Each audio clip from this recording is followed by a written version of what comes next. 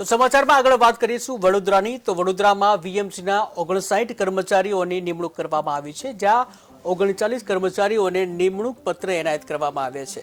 Civil, mechanical અને electronic ઇજનેરની જે ભરતી કરવામાં આવી હતી, ત્યારે હંગામી ધોરણે રહેલ કર્મચારીઓને કાયમી કરવામાં આવી છે, જ્યાં હજુ પણ વધુ ભરતી બહાર પાડીને કાર્યવાહી કરવામાં આવશે।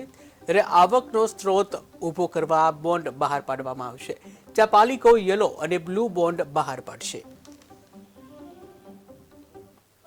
પૂરેપૂરી રીતે સક્ષમ છે। ચોક્કસ જ્યારે ભરતી કરી છે તો આ બધાની જે પણ એના માટે કોર્પોરેશન પર જે વધારે બોજો પડશે એનું પણ કોર્પોરેશન પ્લાનિંગ પરફેક્ટલી કર્યું જ હોય અને ચોક્કસ જ્યારે નવી ભરતી થઈ છે અને એમની અમૂલ્ય સેવાઓથી વડોદરા શહેરના વિકાસને આપણે વેગ આપી રહ્યા છીએ, તો ચોક્કસ આ ભરતી માટેનું પણ બધું પ્લાનિંગ મેં પહેલાં કહ્યું તેમ કે આગામી સમયમાં નવી જગ્યાઓ ઊભી થશે તો એના માટે પણ પ્લાનિંગ કરવામાં આવતું હશે।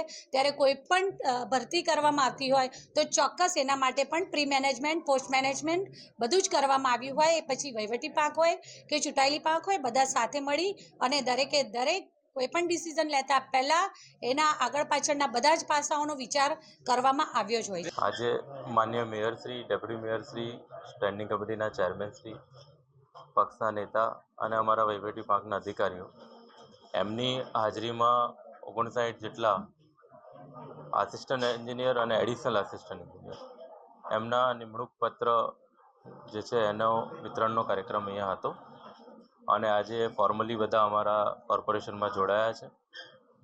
2021ની આ ભરતી હતી, જેમાં executive engineer, deputy engineer, additional assistant engineer અને assistant engineer, mechanical, civil, electric એ બધું થઈને લગભગ 68 જેટલા લોકો હતા। એ પૈકી આજે અમને 59 જેટલા લોકોને આજે અમે પ્રોસેસ કરી, સિલેક્ટ કરી અને એમને નિમણૂક પત્ર આજે એનાયત કરાયા છે અને આજે એ લોકો કોર્પોરેશનમાં વિધિવત દાખલ થયા છે। કોર્પોરેશન પૂરેપૂરી રીતે